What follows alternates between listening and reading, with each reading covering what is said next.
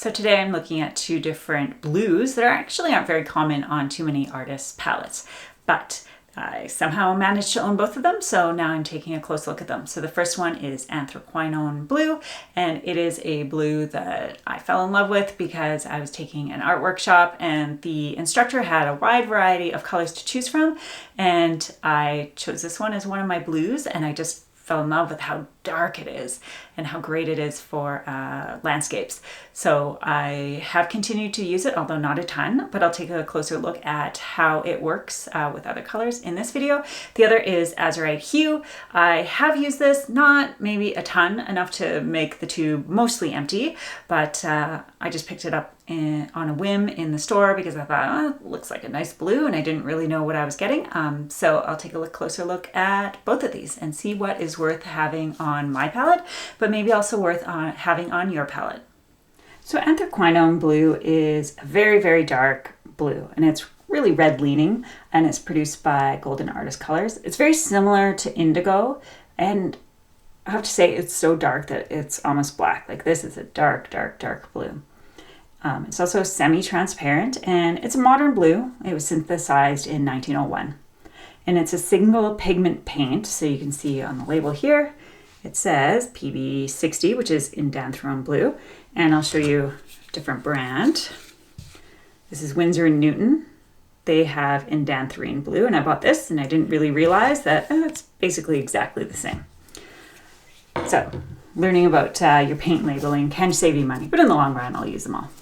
Now let's talk about Azurite Hue. So Azurite Hue is a historic color, but more correctly, it's a mimic of an historic hue. So Azurite was originally a copper carbonate mineral. This version is a hue because I don't know if it's less expensive or you just can't get Azurite, but this is a hue that is a mix of colors that is trying to look like the original Azurite. So in this case, it says right on the front that it's a mixture, and if you look on the back, it is PW4, which is zinc white, PB151, which is a phthalo blue red shade, and PR7, which is raw umber. So you can see it's a phthalo. Phthalos are usually very dark and very intensely colored. They've added some white to take down some of the, or lighten the value, and then added raw umber so that it's a bit more neutralized. So it's a very dark green leaning blue, but nowhere near as dark as the Anthraquinone blue. Now, real Azurite, it's a historic color, and it has been found on ancient Egyptian wall paintings. It was used a lot in Renaissance paintings in Europe. That is until lapis lazuli came along and kind of took the, I don't want to say thunder, but really was the color that a lot of them wanted to use. But the problem is lapis lazuli, very expensive, and the ultramarine blue that was extracted by lapis lazuli was very, very expensive. So the ultramarine was generally reserved for the most important parts of the painting, and Azurite, the original Azurite, the actual real mineral, that was used for a lot of underlayers of blue or parts that weren't as important. Now, to test out how these colors might fit onto your palette, I have taken a few different artist colors that are pretty common on palettes. So a warm and a cool yellow, warm and a cool red, warm and a cool blue. Taken 3 secondary colors. So we got dioxazine purple, sap green hue, it's hard to read because it's pretty much empty, and cadmium orange. And then I've just used some titanium white because that helps reveal with some of the darker mixes what kind of color you're actually getting with it. So let's put this all to the side and let's take a look at some of the color mixes. So here we go. We got our Anthraquinone blue on the left. Put this here. I'll note that or point out that I'm using a fluid acrylic for the Anthraquinone. That's just because I bought a big bottle of it. I do have a little tube. It's pretty much empty of the heavy body as well, but it works the same. It's just a bit of a thinner medium that it's in. So straight out of the tube, Anthraquinone blue, like I said, dark, dark, dark. Whereas the Azurite hue is much less dark, and that's because of the PW4, I believe it is, the zinc white, to help bring down that value. So I've added varying amounts, increasing amounts of white, titanium white, just to see what it looks like. I didn't spend a ton of time mixing, so you can see it's a little bit streaky, but that's okay, because depending how you paint, sometimes that's how you want your mixes. And you can see possibly that it's definitely more of a red leaning blue compared to the Azurite hue, which is definitely a green leaning blue.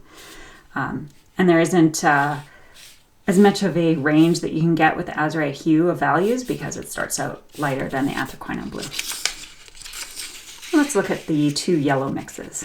So on the left column, those are the ones that have more of the mixing color. So I have Hansel Lemon, Yellow Lemon, and Cadmium Free Yellow Medium. So that's this column, and then that column is the more heavy with the actual blues. And the first color of each is the just straight mix, and the second one is adding a bit of white. So let's talk through how it makes different greens with blue and yellow. So Anthraquinone blue, because it is red leaning, I think you can get some really nice neutralized blue, neutralized greens. So this can really, I think, extend or really make your landscapes more varied with the greens. Azurite hue, because it has green in it, or it's a green leaning blue, you get really nice, more of like the turquoisey colors, especially when you do the ones that are a bit bluer. Let's look at the different reds. So I think cadmium free red medium, pretty similar on both. Now I'm going to say, like, these are quite different. I'm just estimating and doing a quick mix of each, so they aren't necessarily equal amounts. I will say that I found the Anthraquinone blue to be have a bit more power in its tinting strength than the Azurite hue. Azurite hue isn't weak, but it's definitely weaker than the Anthraquinone blue. So you might notice that throughout some of the mixes, is that the blue of the Anthraquinone blue kind of shows through more than the Azurite hue.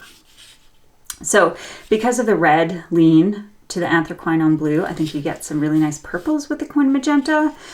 Azurite hue isn't too far off, but because it has a bit of a green lean, and red and green are opposite on the color wheel, you get a bit more of a neutralization. Now let's take a really quick look at the blues.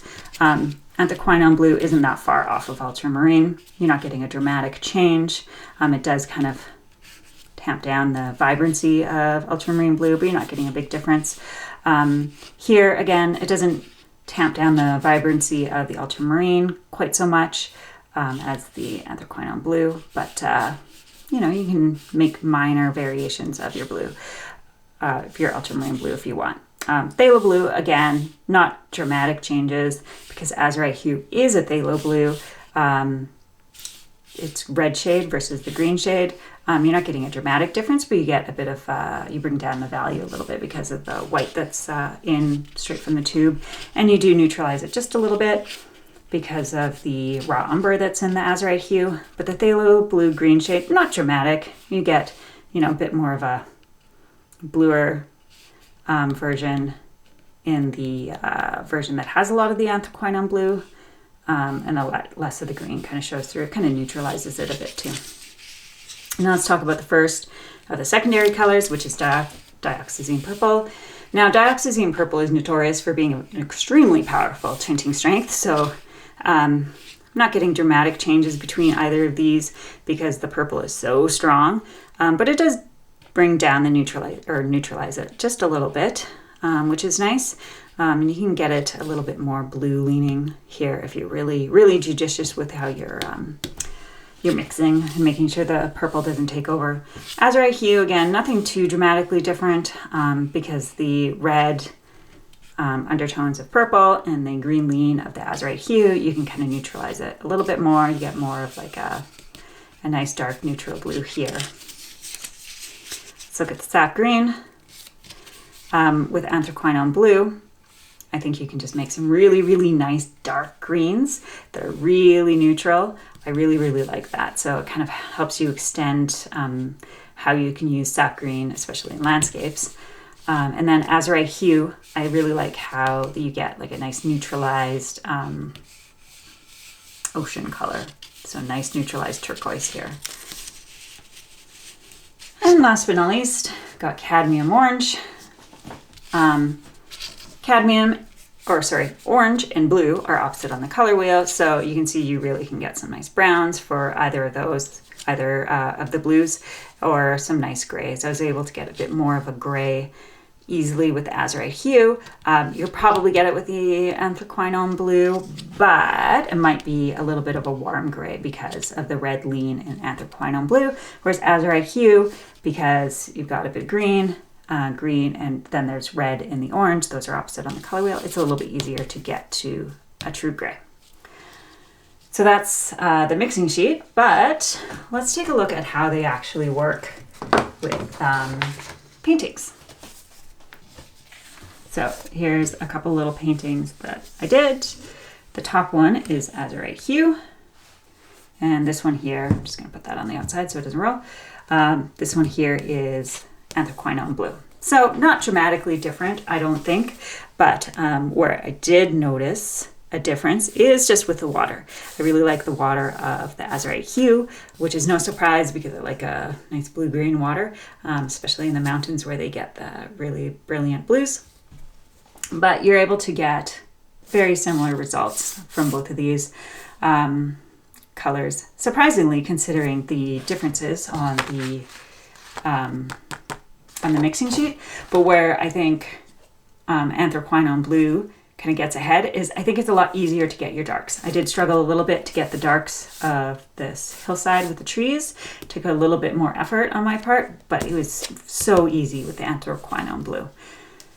So ultimately, would I buy Anthraquinone blue again? Would I buy Azurite Hue again? The answer is probably not with the Azurite Hue. It's not as strong of a mixing color, I think, because it's just a mix of basically a phthalo with raw umber and a bit of white. I can mix that myself so easily. But Anthraquinone blue, I love how dark it is. I don't use it all the time on my palette, but I will occasionally keep using it. I just really like it. I will say it's very glossy. So if you are using it, you might want to make sure that you're varnishing, because sometimes if I'm using it and not mixing it with too much other colors, sometimes it's very glossy, like noticeably compared to the other colors. So just keep that in mind. Azurite Hue, it's not a bad color. You might like the convenience of having a phthalo that is not so intense and not so dark, in which case you might buy it instead, or you might buy Azurite Hue instead of a phthalo. So there you go, that's Anthraquinone blue and Azurite Hue. Both are great colors. They aren't necessarily necessary for anyone's palette, but I do really like the darks that you get really easily with Anthraquinone blue. So I'm probably going to keep it around. It is a bit more of an expensive tube, but worth having on occasion. I probably won't have it as a permanent part of my palette, but who knows in the future. Azurite Hue, again, might be worth it as a convenience color. It's not an expensive tube of paint. It's one of the lesser expensive ones. So it's not going to hit you too hard if you do decide to keep it on your palette.